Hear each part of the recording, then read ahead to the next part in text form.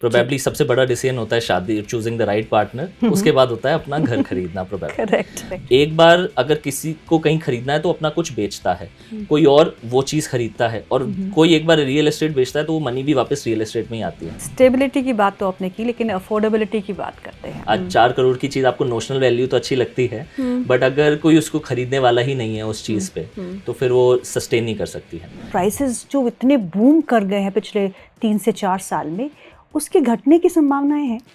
Delhi NCR अपने आप में बहुत बड़ा मार्केट है। गुड़गांव के अपने ग्रोथ प्रोस्पेक्ट्स है, नोएडा के अपने अलग है, और दिल्ली के अब गवर्नमेंट चेंज के बाद अपने अलग प्रोस्पेक्ट है। और कौन सी ऐसी पॉलिसीज है जो आपको लगता है कि आनी चाहिए for the real estate sector? 15-20 साल से अगर कोई डिलीवरी कर रहा है तो ऐसे बिल्डर्स पे ट्रैक करें, अदरवाइज सिर्फ रेडी टू मूव इन घर ले। ये फर्स्ट टाइम बायर्स के लिए रिकमेंडेशन है। चलिए 2 मार्केट्स की बात करते हैं, एक आपका नोएडा और ऊपर गुड़गांव।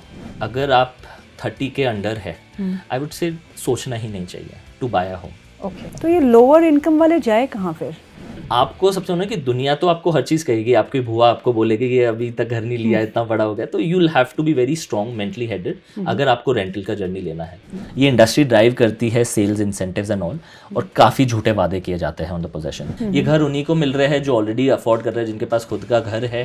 तो प्राइस रेंज में बहुत कम गैप होता जा रहा है जो गुड़गांव नोएडा में एग्जिस्ट करता था। अगर आज कोई इन्वेस्टमेंट के लिए देख रहा है तो उसको डेफिनेटली नोएडा कंसिडर करना चाहिए।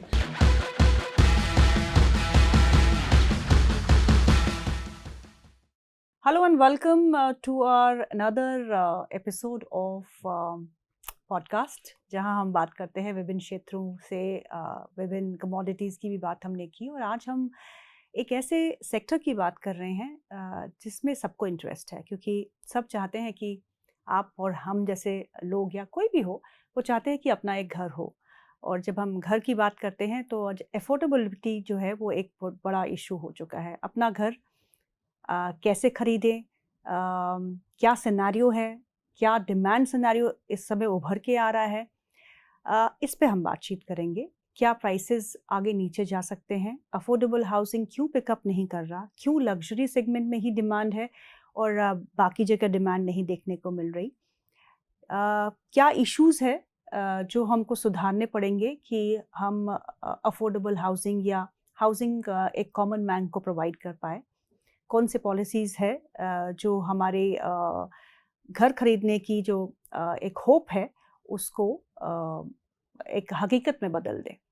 सो अपना सबका सपना होता है कि अपना एक घर जो है वो ज़रूर होना चाहिए, और इसी पे हम बातचीत करेंगे। और आज हमारा जो फोकस है वो मेनली होगा दिल्ली एनसीआर पे, यानी कि दिल्ली और नोएडा एंड गुड़गांव के प्रॉपर्टी बाज़ार पे रियल एस्टेट मार्केट कैसे उभर के आ रहा है, क्या प्राइसिंग सिनेरियो है, और आगे डिमांड कैसी रह सकती है और प्राइसिंग कैसी रह सकती है, और अफोर्डेबिलिटी पे ज़रूर हम बात करेंगे। हमारे साथ बहुत ही खास मेहमान जुड़ रहे हैं, mister Gaurav Gupta. He is founder of जेनो रियलिटी। और गौरव जी के बारे में कुछ बताना चाहूँगी पहले।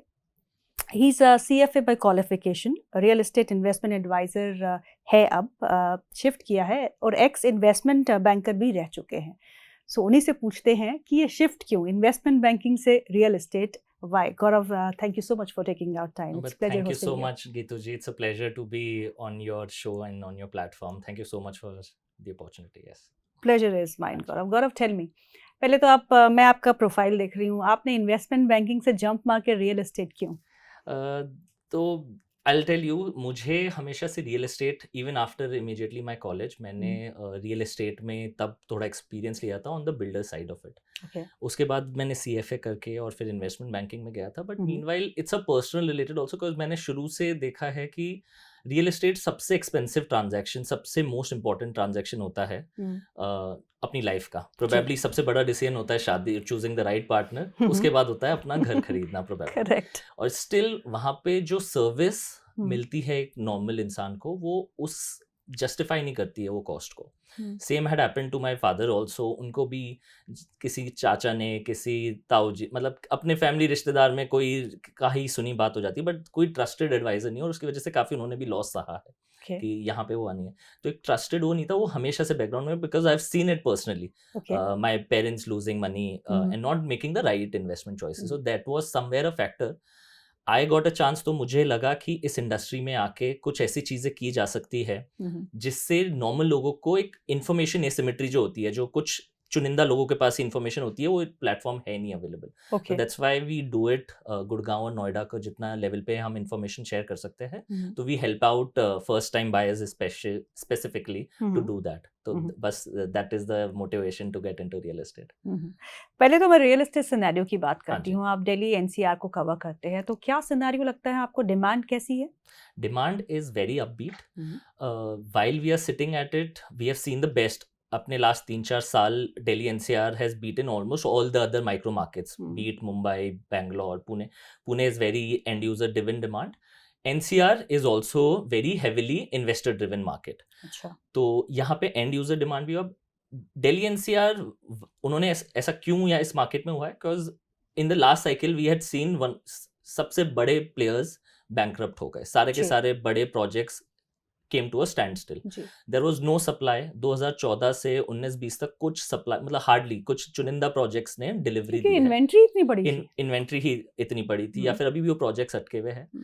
और लोगों का भरोसा भी बिल्डर्स से किसी और के साथ पैक करने के पूरा डूब गया था. तो we had come to standstill at that time. ये सिनेरियो चेंज हुआ कोविड के बाद, जब लोगों को घर की जरूरत पता लगी, एक एमिनिटीज का एस्पेक्ट. तो it was like a Pandora box opening. तो सबको एकदम से जरूरत, और एक के बाद, और मार्केट भी real estate cycle is very different because it works on a liquidity basis. एक बार अगर किसी को कहीं खरीदना है तो अपना कुछ बेचता है, कोई और वो चीज खरीदता है, और कोई एक बार रियल एस्टेट बेचता है तो वो मनी भी वापस रियल एस्टेट में ही आती है, क्योंकि इंसेंटिव्स मिलते हैं, कैपिटल गेन टैक्स है. तो रियल एस्टेट, तो पूरा चक्का वापस घूमने लग जाता है. This is what happened post covid, and that's the run up that we are seeing. तो वही है इस डिमांड की जर्नी की. इन्वेस्टर ड्रिवन भी है, एंड यूजर भी है. But while we are talking, I think now अब उस जंक्चर पे है कि अब चीजें स्टेबलाइज हो रही है. लास्ट 2 years वर लाइक हर महीने चीजों के रेट बढ़ रहे थे. पिछले 6-8 महीने से चीजें संभली है थोड़ी. First science of a stable market is coming up.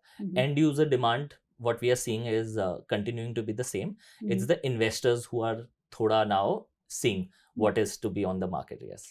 Stability की बात तो आपने की, लेकिन अफोर्डेबिलिटी की बात करते हैं. अगर एक आम आदमी को इस समय घर खरीदना है, वो सपना उसका सपना ही रह जाता है, क्योंकि आप अफोर्ड ही नहीं कर पाते. आप डाउन पेमेंट की तो सोच ही नहीं सकते, क्योंकि आप एक नॉर्मल 2 bedroom का फ्लैट भी लेने जाएंगे दिल्ली एनसीआर में, it will cost you around 1.5 crores in about. ऐसा क्यों? आपने कहा कि स्टेबिलिटी आ रही है, तो प्राइसिंग की स्टेबिलिटी कब आएगी? जो प्राइसेस जो इतने बूम कर गए हैं पिछले 3 से 4 साल में, उसके घटने की संभावनाएं हैं? क्या ये बबल है? I mean, can I say that? Definitely real estate cycle works like that. मतलब साइकिल ही पूरी ऐसी है कि इसको इवेंचुअली खत्म ही तब होना है जब वो बबल बर्स्ट होगा. मतलब अगर if will see the cycle, हमेशा कोई भी कुछ बोले, अब वो पर वो साइकिल कितनी लंबी चलती है, नोबडी हैज एनी आइडिया. कोई प्रिडिक्ट नहीं कर सकता है. रियल एस्टेट वर्क्स की आपका डिमांड एंड सप्लाई का mismatch is the game. So we spoke about, अभी भी एंड यूजर डिमांड है. जब बहुत ज्यादा ओवर सप्लाई जोन हो जाएगा, प्राइसेस विल बी, और if they are already in that range, तो वो ड्रॉप डाउन होना ही है, क्योंकि एंड यूजर उसको अफोर्ड नहीं कर पाएंगे. कितने इन्वेस्टर्स आ जाए बीच में, अगर एंड यूजर्स वहां नहीं आ रहे तो वो प्राइस को फिर ड्रॉप डाउन होना ही है, because people can't continue to park their money. आज 4 crore की चीज आपको नोशनल वैल्यू तो अच्छी लगती है, बट अगर कोई उसको खरीदने वाला ही नहीं है उस चीज पे, तो फिर वो सस्टेन नहीं कर सकती है. तो व्हाइल यू आर सिटिंग, मुझे सी कुछ साइंस है. मैं इस मार्केट को पूरा ओवरऑल दिल्ली एनसीआर अपने आप में बहुत बड़ा मार्केट है. गुड़गांव के अपने ग्रोथ प्रोस्पेक्ट्स है, नोएडा के अपने अलग है, और दिल्ली के अब गवर्नमेंट चेंज के बाद अपने अलग प्रोस्पेक्ट है. तो एक तो उसको माइक्रो मार्केट में ब्रेक करके देखना होता है, वहाँ पे कितनी डिमांड और कितनी सप्लाई आई है. कुछ माइक्रो मार्केट है, जैसे गोल्फ कोर्स रोड गुड़गांव का हो गया, या फिर नोएडा एक्सप्रेस हो गया. आई डोंट थिंक सो यहाँ पे कभी प्राइस रिवाइज मतलब कम होंगे, बिकॉज यहाँ पे इंडिया के, when we are talking about NCR, तो एनसीआर के सबसे रईस लोग यहाँ पे आना लग गए हैं, और उन्हीं का ये एड्रेस बन गया है. That is, we are not going back. Delhi से जो लोगों का मूवमेंट है, that they have been moving out both to Gurgaon and Noida, that is not stopping. एक बार आपके दोस्त, आपके रिलेटिव्स वहां चले गए, तो फिर इवन लेस रीजन नाउ, तो वो पुल बहुत बड़ा होता है. तो जो ये माइक्रो मार्केट्स है, ये एक डिफरेंट इकोनॉमी है इनकी. प्राइसेस यहाँ पे नहीं आएंगे. इसी को मैं देखूं बिल्डर्स में भी, टियर 1, टियर 2, टियर 3 डेवलपर्स हैं। टियर 1 डेवलपर्स जैसे हो गए DLF, Max estates, Godrej, Sobha, इनकी बेस्ट बैलेंस शीट है। They are sitting on the best balance sheet. इनके पास कोई रीजन नहीं है कि वो प्राइस कम करे या फिर वो करे, उनके पास इनफ लैंड है, there is no.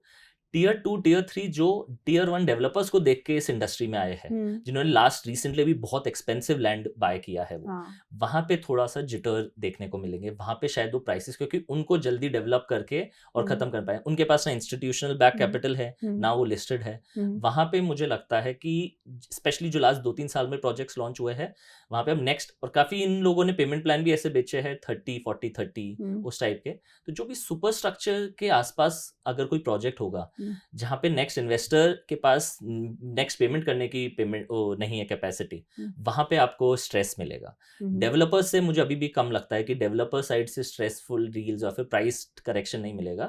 Resale market में ज्यादा चांसेस है वहां पे, क्योंकि काफी लोगों ने बहुत इन्वेस्टमेंट कर रखा है स्ट्रेच्ड आउट। जैसे कि आपने कहा कि नए नए डेवलपर्स आए, टियर 2, टियर 3 डेवलपर्स, और उनके पास कैपिटल उतनी नहीं है, तो ये एक साइन ऑफ कॉशन भी है। 100% far more, specially for a first time buyer, क्योंकि इन्वेस्टर आज उसके पास अपना घर है, उसके लिए शायद ये एक मनी मेकिंग इन एवेन्यू है। बट फर्स्ट टाइम बायर जो होता है, जिसने पिछले साइकिल में भी ये देखा है, तो बहुत ज़्यादा एम्फेसाइज मैं करता हूँ कि अपना 10% 20% आप अपना बजट बढ़ाइए या फिर थोड़ा दूर जाके रह लीजिए, बट कोई डेवलपर जिसकी हिस्ट्री ना हो उसके साथ फर्स्ट टाइम बायर को तो बिल्कुल भी नहीं करना चाहिए। आई नो उसके एक वजह से आपका बजट और बढ़ जाता है, जो ऑलरेडी अपने आप में ज़्यादा है। इट्स वेरी इजी टू से इट, बट या तो उस केस में रेडी टू मूव इन के लिए जाए, क्योंकि मार्केट में हर टाइप के इंटरमीडिएटरी है, सेल्स RM है, वो आपको ये भी बोलेंगे 5 साल में पोजेशन हो जाएगा, 4 साल में हो जाएगा, मतलब वर्बल कमिटमेंट पे ना जाइए, बिकॉज हमने देखा है बड़े से बड़े नाम भी 7-7 साल लगा रहे हैं पोजेशन देने में। उसमें आपके पूरे डायनामिक्स चेंज हो जाते हैं। डिलीवरी भी नहीं काफ़ी लोगों मिली है। मतलब अगर मैं आपको नंबर दूं तो शायद 20% प्रोजेक्ट्स जो अभी रन कर रहे हैं शायद वो कभी पूरे नहीं होंगे, they will face delays. This has happened earlier also and history will repeat itself. इस भले रेरा की गाइडलाइंस है, काफ़ी नॉर्म्स है, बट फिर भी लोग बाग अपना नजर मतलब रास्ता ढूंढ लेते हैं जिनकी नीयत वैसी होती है। तो वहाँ पे इसलिए बहुत ज़्यादा ज़रूरी है, जिस बिल्डर्स की हिस्ट्री है पिछले 15-20 साल से अगर कोई डिलीवरी कर रहा है तो ऐसे बिल्डर्स पे ट्रैक करें, अदरवाइज सिर्फ रेडी टू मूव इन घर ले। ये फर्स्ट टाइम बायर्स के लिए रिकमेंडेशन है बिल्कुल। लेकिन अगर कोई रेडी टू मूव इन घर लेता है तो उसको डाउन पेमेंट भी उतनी ही करनी है और उसके ये ही मसला लोन भी है, उतना ही लेना। लोन फिर भी हो जाता है, बट उससे बड़ा चैलेंज आता है जो स्पेशली सैलरीड लोग क्लास है, राइट, उनको लोन मिलता है। से अगर कोई 2 करोड़ का अपार्टमेंट है तो उस पर 75% तक कोई बैंक लोन दे देता है, 1.5 CR का, बाकी उनको करना पड़ता है। अब रीसेल ट्रांजैक्शन में ये होता है, स्पेशली 2 साल के पहले अगर किसी ने लिया, उनसे खरीद रहे, वहां पे भी एक ही मैट्रिक होता है, क्योंकि उससे पहले लोगों को लगता है शॉर्ट टर्म गेन टैक्स, तो वो पूरा कैश में लेते हैं। अब सैलरी क्लास अगर उसमें भी 40-50 लाख कैश देना पड़े, उसके बाद उसको डाउन पेमेंट देना पड़े, तो उसके लिए पॉसिबल इतनी लिक्विडिटी नहीं होती normal. What makes sense, buying a flat और रेंटिंग आउट अ फ्लैट? इसको भी मैं ब्रेक डाउन करूंगा, इट्स वेरी डिफरेंट। अगर आप 30 के अंडर है, आई वुड से सोचना ही नहीं चाहिए to buy a home. Okay, you should be planning, you should be researching, आपको शहर का पता होना चाहिए, बट वो टाइम होता है जब आपको खुद के अंदर इन्वेस्टमेंट करना चाहिए फॉर योर बेटर जॉब। अगर आप बिजनेस कर रहे हैं तो invest all of the capital in that one, ताकि आप अर्न ज़्यादा कर सके। उस समय तो मैं बोलूँगा कि किसी को सोचना भी नहीं चाहिए। 30 to 35 प्रोबेबली अगर आप इंटरेस्टेड है तो। रेंटल एक चीज़ है जो चुभती है, एक सोशल स्टिग्मा भी होता है इसके अराउंड। आज अगर मैं घर खरीदता हूँ तो मैं अपने 4 रिश्तेदारों को, दोस्तों को बताता हूँ, और उसका मुझे पॉजिटिव इंसेंटिव मिलता है। और वही शायद लाइफ में वो है कि अपन अच्छी कार लेते हैं, अच्छा घर लेते हैं, तो खुद को फील लगता है that you have made it, आपने कुछ कर लिया है। अगर ये सोशल स्टिग्मा से आप दूर हो सकते हैं तो renting gives you a very good option, specially अगर आपका जॉब आपको चेंज करना पड़ता है, शहर बार बार बदलने पड़ते हैं, तो वो ज़्यादा कंफर्ट देता है अगर आप रेंट पे रहे। उसके भी अपने नुआंसेस होते हैं, घरों में आप ज़्यादा चेंज नहीं कर सकते, लैंडलॉर्ड के issues what not, it's not easy. But आपको सबसे होना कि दुनिया तो आपको हर चीज़ कहेगी, आपकी बुआ आपको बोलेगी कि अभी तक घर नहीं लिया, इतना बड़ा हो गया, तो you will have to be very strong mentally headed अगर आपको रेंटल का जर्नी लेना है। बट अगर आपको वेल्थ बनानी है, एक peace of mind is something, तो जो घर आपको इनटेंजिबल बेनिफिट्स देता है ना, अपना खुद का घर होना, क्योंकि ये एज ओल्ड विजडम है, सारे अपने पूर्वजों करके, वो बहुत स्पेशली जो बाहर से इमिग्रेंट्स आए हैं, because I am also someone, मेरे पापा हमेशा घर से दूर रहे, मेरा भाई यूएस में है, तो I have also seen that कि जब तक कोई खुद आपका एक घर नहीं होता है, एक इंस्टेबिलिटी होती थी बचपन में, you don't know where you'll be. एक जो घर के बेनिफिट्स होते हैं, आपके पेरेंट्स आपके साथ रह सकते हैं, या फिर एक इकोसिस्टम की, अगर कुछ भी आज जॉब कोविड जैसा सिनेरियो आ जाए, आज एआई है, कुछ नहीं है, बट घर आपका है वेर यू कैन स्टे, और उस शहर में ही आपको देखना, तो वो एक डायरेक्ट भी आपको कर देता है। तो ये क्वेश्चन बहुत पर्सनल है, like it's not a one way solution कि सिर्फ रेंट अच्छा है या बाइंग अच्छी है। आपको इसलिए 30 40 50 में मैं देखता हूँ, 40 प्लस डेफिनेटली उसके बाद एज एन इन्वेस्टर वी मतलब as a person we want to be in a stable, we want to have our own home. 40 के बाद अगर अपन को कोई बोलता है कि अब घर चेंज करना है क्योंकि रेंट बढ़ने वाला है, या फिर आप ये घर में नहीं कर सकते, आपको नहीं पसंद आता है वो, तो 30 to 40 में you should start planning to have a house, build some equity. But मैं लोगों को ये भी कहता हूँ कि जिस साल आप सोच रहे हैं घर, उससे पहले आपकी रिसर्च 6-8 महीने पहले स्टार्ट होने जानी चाहिए। आपका थोड़ा इक्विटी, बहुत अच्छी अपॉर्चुनिटीज मार्केट में आती है, अगर आप रेडी हो, कैश इन द सेंस आपके बैंक अकाउंट में पैसे हो। कई बार बहुत अपॉर्चुनिटी आती है, पर आप एकदम से आप अपना म्यूचुअल फंड नहीं तोड़ सकते, या फिर किसी से पैसे नहीं ले सकते, कुछ नहीं, तो आपको रेडी होना चाहिए थोड़ा, वो इक्विटी थोड़ी आपको अक्यूमुलेट कर लेनी चाहिए 1-2 साल में, तब इट विल हेल्प्स। क्योंकि कई बार आप ऐसे ऑफर देते हैं, कोई बार 2 करोड़ की चीज 1.7 1.8 CR में भी मिल जाती है, अगर if you have the right, if you are ready with the money. तो ये सारी चीजें रहता है अराउंड। आपने डेवलपर्स की बात की, लेकिन बहुत सारी रेगुलेशंस टाइट हो गई है। रेरा एक है जहाँ पे डेवलपर्स को मीट करनी है ऑब्लिगेशंस। बहुत सारे प्रोजेक्ट्स हैं जहाँ पे these policies apply and safeguard आपका इंटरेस्ट करते हैं। तो और कौन सी ऐसी पॉलिसीज है जो आपको लगता है कि आनी चाहिए for the real estate sector, so as to protect the right of the house owners or homeowners? Yes, so RERA was a major change that we see in 2015-2016. Thankfully, काफ़ी developers और ऑलमोस्ट एनसीआर में तो all the cities are covered, tier 2 cities में और थोड़ा gradually accept हो रहे हैं उनके नॉर्म्स, बट इसकी वजह से काफ़ी चीज़ें स्ट्रीमलाइन हुई है। अभी मुझे भी लगता है कि काफ़ी एरिया रेरा को थोड़ा सा और स्ट्रिंजेंट होना पड़ेगा।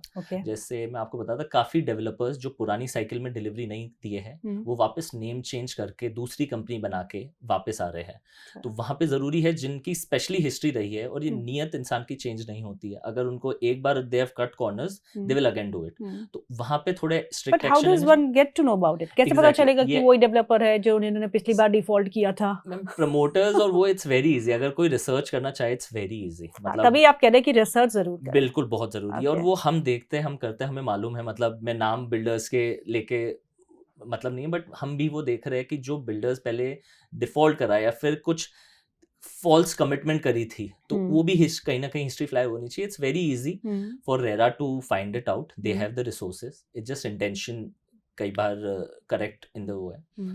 एक वहाँ पे चीज़ हो सकती है। दूसरा is the super area concept.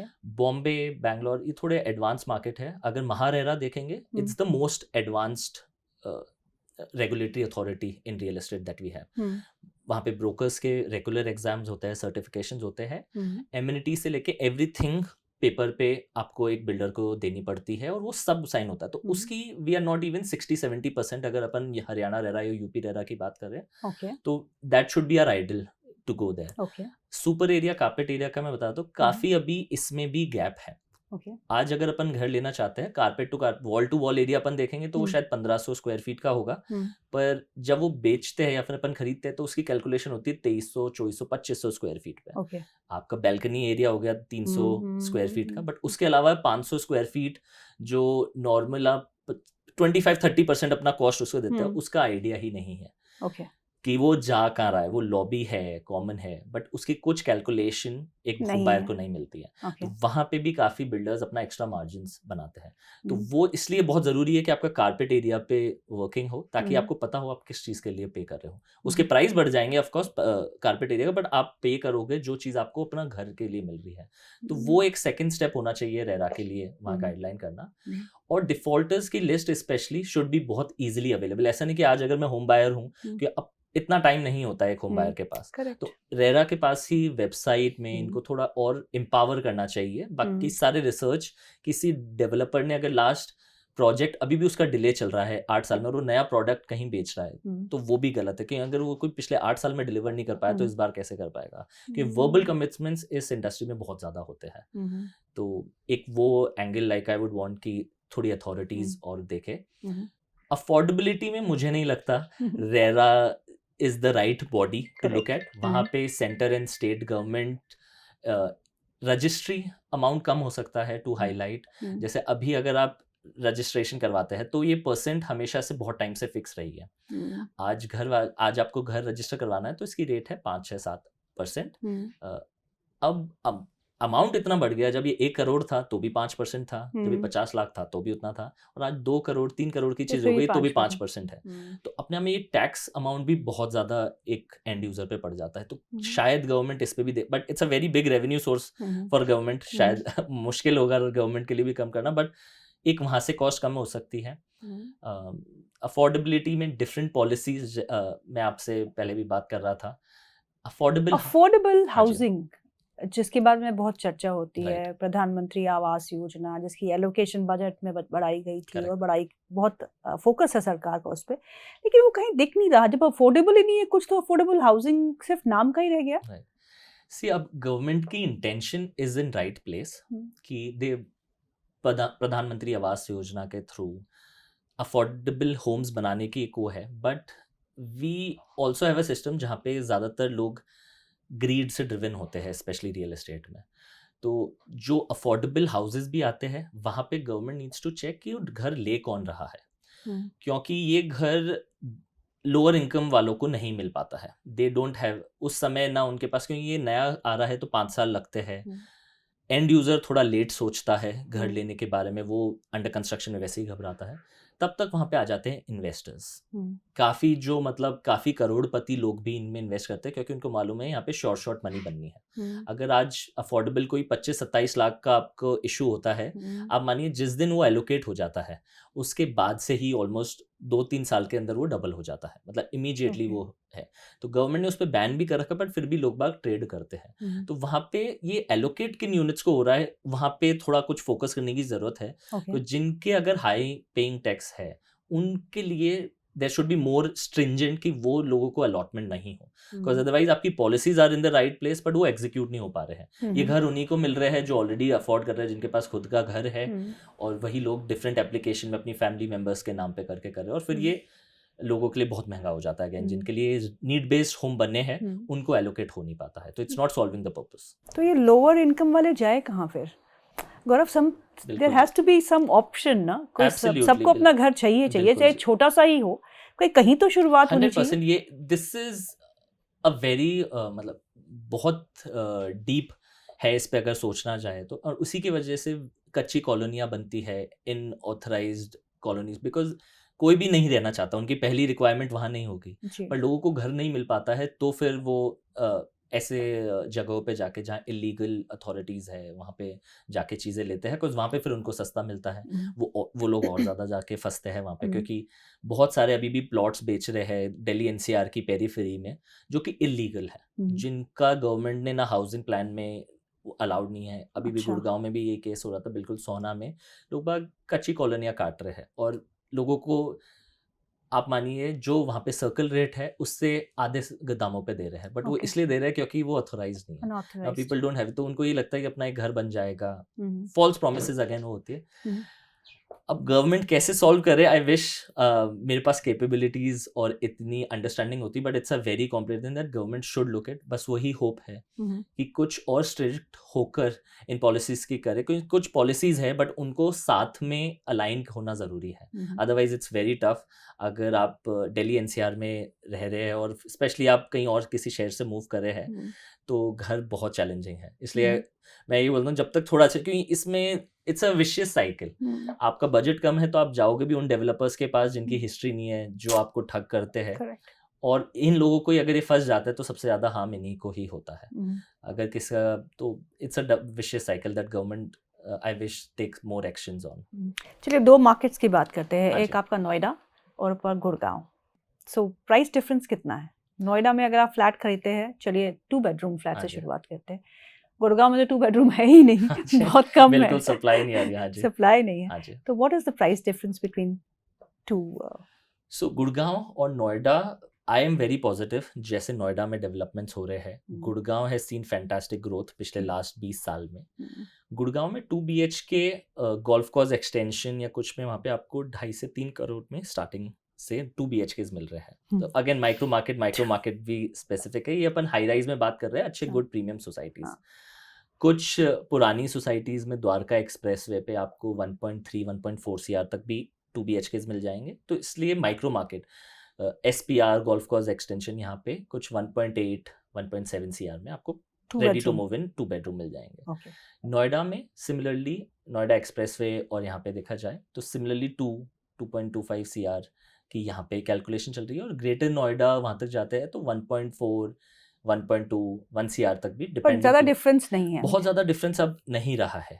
Specially जो लग्जरी प्रोजेक्ट्स है जो यमुना एक्सप्रेसवे पे है, वो गुड़गांव के गोल्फ कोर्स एक्सटेंशन जितना कमांड कर रहे हैं। जो भी नए लॉन्चेस आ रहे हैं यहाँ पे 20-22 हज़ार की रेंज में आ रहे हैं। गुड़गांव में भी सिमिलरली 20-22 हज़ार की प्राइस रेंज है। तो प्राइस रेंज में बहुत कम गैप होता जा रहा है जो गुड़गांव नोएडा में एग्जिस्ट करता था।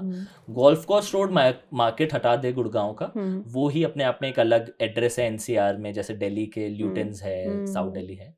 तो वो मार्केट अगर ना कंपेयर किया जाए तो नोएडा और गुड़गांव आज कंपेरेबल पोजीशंस पे पहुंच चुके हैं। Noida is because of the airport that is coming up, right? A lot of things are happening Noida में।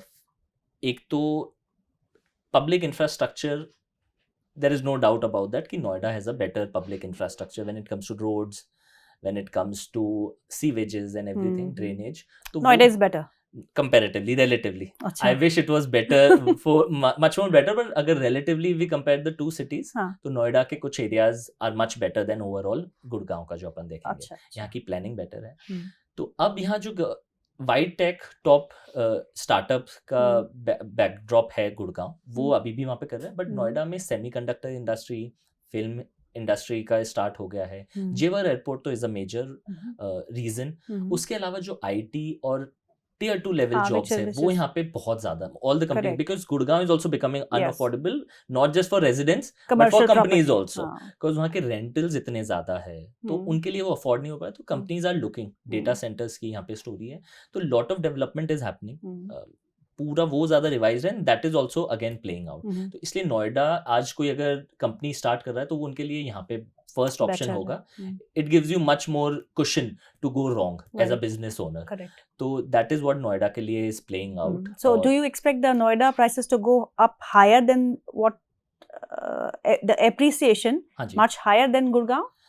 I feel some of the areas, some of the projects, yes, can be better placed. अगर आज कोई investment के लिए देख रहा है तो उसको definitely नोएडा consider करना चाहिए। Gurgaon gives you enough options, but room of growth मुझे भी नोएडा में कुछ projects में ज़्यादा लगती है। हाँ जी, जिस हिसाब से prices run up हो गए हैं, Noida gives you better juncture। ये luxury segment काफ़ी buzzing रहा है because if I go to Gurgaon or I go to Noida, some of the properties in Noida also, luxury premium segment जो है उसकी डिमांड काफ़ी अच्छी रही है। आप बहुत सारी स्टोरीज आती रहती है, DLF ने ये अनाउंस किया और अगले क्षण में 1 घंटे में 8,000 करोड़ उन्होंने अब्सॉर्ब कर लिए। तो ये क्या, who is buying this luxury? Like very interesting question you asked, because शायद कोई जो बाहर से आता है उसको आइडिया नहीं है गुड़गांव नोएडा में घर ले कौन रहा है। मेजरली यहाँ पे वो लोग हैं जिनके ऑलरेडी खुद के घर है, अब वो अपग्रेड करने के लिए देख रहे हैं। दिल्ली से पलायन हो रहा है कंटिन्यूसली, जैसे अपन ने कहा गुड़गांव नोएडा में, या फिर गुड़गांव नोएडा के भी जो रेजिडेंट्स हैं जिन्होंने पिछले 8-10 साल से अपना घर अपग्रेड नहीं किया है। तो ये उनकी तरफ से आ रहा है कि अगर वो कुछ बेचते भी है आज तो उन्होंने ऑलरेडी वो अपना घर पे डाउन कर दिया है। आज 3-4 करोड़ में वो चीज़ बिक जाती है। आगे अगर वो 7-8 करोड़ का कुछ देख रहे हैं तो वो एक एस्पिरेशनल हाउस है वो, कि आज मेरा 2 BHK था, अब मेरी 3 BHK की नीड है, 3 BHK वाले की 4 BHK नीड है। तो ये घर जो DLF है, DLF gives you N aspirational life, ये luxury is coming from that, तो that is where the demand। Otherwise अगर आप नंबर्स देखें कितने टैक्स पेयर्स, कितने वाइट कॉलर प्रोफेशनल्स हैं, ये लोग बाय नहीं कर रहे। अगेन वो है जिनकी Delhi is one of the oldest cities, तो यहाँ पे Right. जनरेशनल वेल्थ भी काफी बिल्डअप हुई है, अच्छा, तो ये so पैसा it's- वहां से आ रहा है, नॉट नेसेसरली कि सब जॉब वाले ही हम्म, ले रहे हैं, हम्म, उनके लिए डिफरेंट मार्केट है। Hmm, but when you said luxury, while we are sitting, मैं जो मार्केट देख रहा हूँ लग्जरी में भी अब एक फैटीग आ गई है। okay. काफी डेवलपर्स डीएलएफ्स, और ये तो देखो they मैंने are बताया trying, कंपनी हाँ. बड़ी अच्छी है, इनमें हम्म, कोई इनका मार्केट अलग है, हम्म. बट काफी टीयर 2 टीयर डेवलपर्स भी लग्जरी को ही करने लग गए थे कि इसी की True, डिमांड है, सब yes. उसी के पीछे ही भागने लग हाँ, गए थे हाँ. फॉरगेटिंग। बट अब वहां पे इन्वेस्टर्स तो आ गए हैं, हम्म, वहां पे एंड यूजर नहीं आए, तो वहां पे अच्छा. काफी stress is what we are seeing, the first science Okay, of the wrong product fit. okay. एक टीयर 3 डेवलपर 2-3 करोड़ का प्रोडक्ट तो बेच सकता है आज, 2 करोड़ तक का भी बेच सकता है एंड यूजर को, बट उसके लेकिन लिए 4-5 करोड़ वाला growth, बेचना इज वेरी टफ, क्योंकि वो correct, ट्रस्ट नहीं कर हो पाता है उन टाइप correct. के बायर्स को। तो इसलिए अब, और ऑलरेडी हमने देखा है काफी डेवलपर्स ने अपने प्लान्स मार्केट में लाने के बाद इनफ डिमांड नहीं मिली तो उन्होंने अब चेंज कर दिया। अच्छा. गुड़गांव में 2 एग्जांपल्स ऐसे रहे कि उन्होंने फिर वापस अब रीअप्लाई करा है रेरा के लिए, अच्छा, साइजेस अपने छोटे कर छोटे दिए। कर दिया. हाँ जी, तो ये साइंस अब फर्स्ट दिख रहे हैं, अदरवाइज पिछले 2-2.5 साल में कुछ भी आ रहा था तो बस वो लग्जरी ही बिक रहा था। But again we are at a pivotal point in cycle, मैं जो कहूँगा जो हर कोई रीअसेस कर रहा है चीज़ों को कि कहाँ डिमांड है, और छोटे साइजेस की अब मुझे लगता है सप्लाई वापस इंक्रीज होगी इसके अंदर। फर्स्ट होम बायर यानी कि जो अब घर खरीदना चाहता है, हाँ उसमें जी। आप क्या सजेशन देंगे? पहले तो कहाँ खरीदे, हाँ जी, और जेब के हिसाब से? बिल्कुल जी। शाहरुख खान की फेमस लाइन है कि हम्म, वो कहते हैं कि घर आपको हमेशा पैर फैला के, जितनी चादर होती है उसे थोड़ा सा बड़ा करना चाहिए, बट बहुत ज़्यादा स्ट्रेच भी नहीं। आई ऑल्सो बिलीव दैट कि अगर आप एक बार स्टार्ट करते हैं, थोड़ा रिसर्च करनी ज़रूरी है, आपको हमेशा थोड़ा ज़्यादा ही रहेगा। अपने बजट में हम कभी भी चीज़ें नहीं मिलती, हमें हर correct. के स्ट्रेच करना पड़ता है। बट यही कैलकुलेशन होनी चाहिए कि इतना नहीं कि आपको हर महीने का उसका स्ट्रेस हो रहा हो ईएमआई का, Correct. जो भी आपको जस्टिफाइड लगता है कि इतना आप निकाल सकते हो उसी पे वर्क करिए, अदरवाइज रुकिए। कोई जल्दी नहीं है, स्पेशली अब प्राइसेस ऐसे हर महीने नहीं बढ़ने वाले हैं। तो फर्स्ट टाइम बायर को मिला है कि बहुत ज़्यादा रिसर्च करनी ज़रूरी है, टीयर 3 डेवलपर्स के साथ ना करें, रेडी टू मूव इन जहाँ तक अगर हो सकता है सबसे, और बहुत आसान भी होता है। यहाँ पे जो लोग ऑलरेडी रह रहे हैं उनके रिश्तेदारी में ही इतने लोग मिल जाते हैं जो उनको गाइड कर सकते हैं, जो बड़े हैं। काफ़ी जो बाहर से आते हैं उनके पास कोई गाइडेंस भी नहीं होती है, तो वहाँ पे मुझे लगता है कि लोगों को जो इंटरमीडियरीज है, ब्रोकर्स है, एडवाइजर्स है, उनको उनके साथ एक ट्रस्टिंग रिलेशनशिप बनानी चाहिए। It's not easy. 4-5 before selecting on the right property, मुझे लगता है कि आपको एक राइट गाइडेंस भी बहुत ज़्यादा ज़रूरी है, जिसको आप ट्रस्ट कर सकते हो। तो अपने नियर बाय में ऐसा कोई जो मार्केट को अच्छे से जानता है। काफ़ी लोग उनको कट करना चाहते हैं ब्रोकर्स वगैरह को, मतलब but that is your consultant, जैसे आपका डॉक्टर होता है, लॉयर होता है, वैसे समवन, क्योंकि ये अगेन आपके लिए बहुत इंपॉर्टेंट है। आपको उसके साथ जितनी इन्फॉर्मेशन उनके होंगी, जितना नेटवर्क उनके पास होगा, नॉर्मल अगर कोई जो जॉब कर रहा है, काम कर रहा है, उसके पास उतनी नहीं आ सकती है। तो वो आपको ट्रस्टेड एडवाइज़र की बहुत ज़्यादा ज़रूरत है। और यही है, और बिल्कुल अपने बजट के साथ काम करिए। टीयर 3 डेवलपर्स से तो बिल्कुल दूर रहिए। अंडर कंस्ट्रक्शन में जो जहाँ पे काफ़ी स्ट्रेस आ सकता है वहाँ पे delivery, because the last thing you would want is कि आप अपनी ज़िंदगी की सारी जमा पूंजी एक ऐसे प्रोजेक्ट में लगा दो जिसको 15-20 साल तक पोजेशन नहीं मिले, और ऐसे केसेस एनसीआर में तो स्पेसिफिकली बहुत ज़्यादा हुआ है। तो यही मेरी गाइडेंस है कि आप राइट पार्टनर्स के साथ चूज़ करिए, और थोड़ा सा इक्विटी बिल्ड करके सिट विद कैश, एकदम खुद को स्ट्रेच नहीं जहाँ पे आप डिसीजन नहीं ले सकते हैं कि आप एक बिल्डर की उस पे वर्बल कमिटमेंट्स पे भी ना जाइए। ये अनदर फैक्टर है, बिकॉज ये इंडस्ट्री ड्राइव करती है सेल्स इंसेंटिव्स एंड ऑल, और काफ़ी झूठे वादे किए जाते हैं ऑन द पोजेशन। तो एवरीथिंग जहाँ तक आपको रिटर्न में मिल सकता है वो देखिए यहाँ पे। गौरव, ये बताइए जिनका बजट बिल्कुल कम है, जैसे 1 करोड़, जो कम नहीं होता पर आजकल के ज़माने में इसको कम माना जाएगा, और वो फ्लैट खरीदना चाहता है, तो उसका इंतज़ार कहीं ना कहीं खत्म होना चाहिए। 1 बेडरूम फ्लैट तो है ही नहीं कहीं पे। बिल्कुल, ये बहुत अंडरसर्व्ड मार्केट है। पिछले बहुत सालों में इसमें कुछ भी सप्लाई नहीं आई है। अगर आज मैं डेवलपर होता है, डेवलपर से बात करूँ तो मुझे बहुत बड़ा मार्केट है, जो जैसे बॉम्बे में भी अपन ने देखा है, वहाँ से जर्नी स्टार्ट होती लोगों की। तो फर्स्ट 1 BHK 1.5 BHK, जो ये एक फैमिली है, 3 जनों की फैमिली है, 2 जनों की, और ज़्यादातर लोग ऐसे हैं, तो वो मार्केट के लिए सप्लाई आनी चाहिए, because there is a lot of demand. जो अगर आप 1 करोड़ 1.5 करोड़ में इसको कॉम्पैक्ट कर सकते हैं विद द कंस्ट्रक्शन कॉस्ट, और काफ़ी डेवलपर्स ऑलरेडी सोच भी रहे हैं।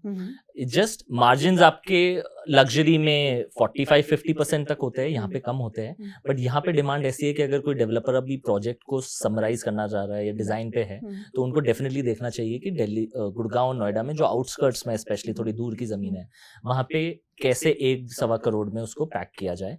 बैल्कनीज कम की जा सकती है, अगेन ये घर की रिक्वायरमेंट, क्योंकि सबसे ज्यादा यहाँ पे चलन है एक्सपेंसिव बैल्कनी, बट अगर नॉर्मल लोगों को घरों में कितनी, स्पेशली अपने एनवायरनमेंट में 5 महीने तो अपन वैसे ही बाहर नहीं निकल सकते हैं, गर्मी हो गई, AQI हो गया, तो कैसे कॉम्पैक्ट करके 1-1.25 करोड़ में एक घर प्रोवाइड किया जा सकता है, एक डेवलपर्स को सोचना चाहिए, और उसमें सप्लाई आई एम श्योर अभी बढ़ेगी, वो काफी इस पे आएगी। व्हाट इज द प्रोबेबिलिटी कि आगे आने वाले समय में these all developers move to affordable housing like? तो डेवलपर्स भी एंटरप्रेन्योर्स है, बिजनेस ओनर्स है, वो चीज बनाएंगे जो चीज बिकती है, अब जिसकी डिमांड है। अब अगर लग्जरी में फैटीग आ गई है, तो वो देखेंगे अब मैं क्या, अब तो सीनियर सिटीजन एक स्कीम आएगी, अफोर्डेबल हाउसेज आएंगे, बिकॉज यहाँ पे डिमांड है, तो उनको क्यों ही बिजनेस अपना सस्टेन करना है, तो कंटिन्यूसली कुछ ना कुछ डेवलप करना है। तो आई हैव नो डाउट्स कि क्यों इन चीज़ों की सप्लाई मार्केट में नहीं आएगी, क्योंकि ये अभी भी डिमांड अनसर्व्ड है। तो आई थिंक अब आने वाले टाइम में अब काफ़ी लॉन्चेस देखेंगे जो छोटे कॉम्पैक्ट साइजेस मार्केट में लेकर आएंगे।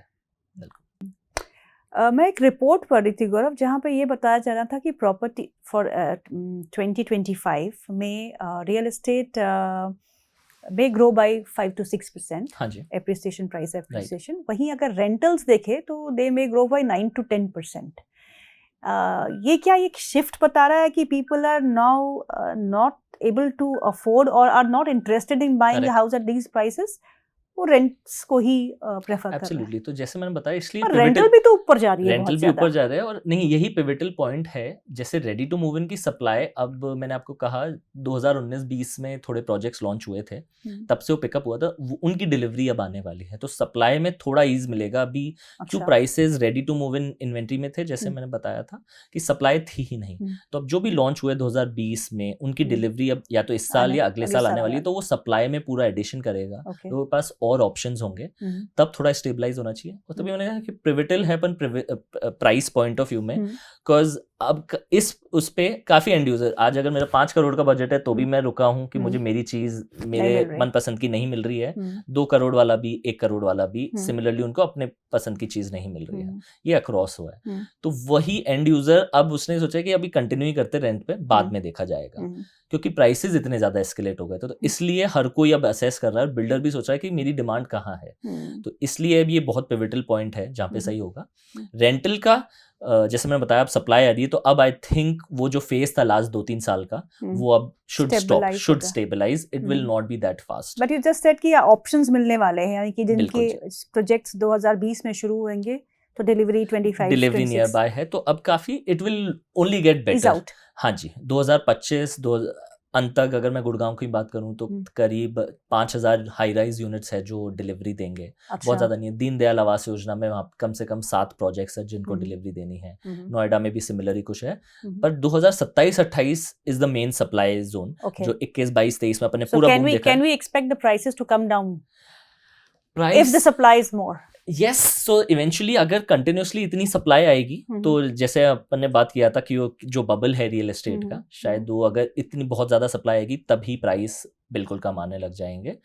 और मुझे अभी जैसे मैंने आपको कहा 2025 में डेवलपर से आपको रिस्पेक्ट नहीं मिलेगा, आपको रीसेल में अच्छी इन्वेंट्री मिल जाएगी। स्पेशली स्टॉक मार्केट में जिन लोगों ने अभी थोड़े अपने हाथ जलाए हैं वो चाहेंगे कहीं ना कहीं से पैसा क्लोज करके उनको कि अगली पेमेंट अगर वो दे पाएंगे नहीं दे पाएंगे, तो काफ़ी डायनामिक्स सेकेंडरी में आपको अच्छी डील्स मिल जाएगी एज कम्पेयर टू प्राइमरी।